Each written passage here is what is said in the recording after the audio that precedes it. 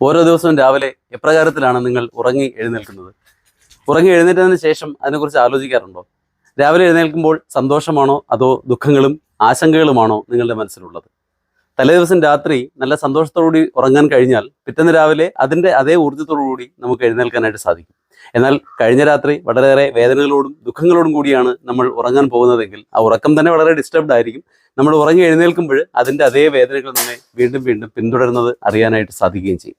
അപ്പോൾ ഇതിനെ നമുക്ക് വേണമെങ്കിൽ നമ്മുടെ പൂർവ്വജന്മ വാസനകളുമായിട്ട് കണക്ട് ചെയ്യാൻ സാധിക്കും.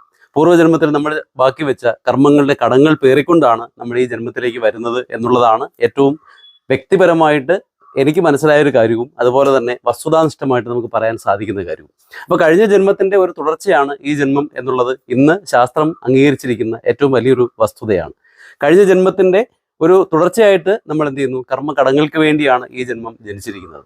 അപ്പോൾ ഇങ്ങനെയുള്ള വിഷയങ്ങളെക്കുറിച്ച് കൂടുതൽ അറിയണമെന്നുണ്ടെങ്കിൽ തീർച്ചയായിട്ടും സബ്സ്ക്രൈബ് ടു ESP പാരാനോർമൽ അതീന്ദ്രിയം. Thank you so much.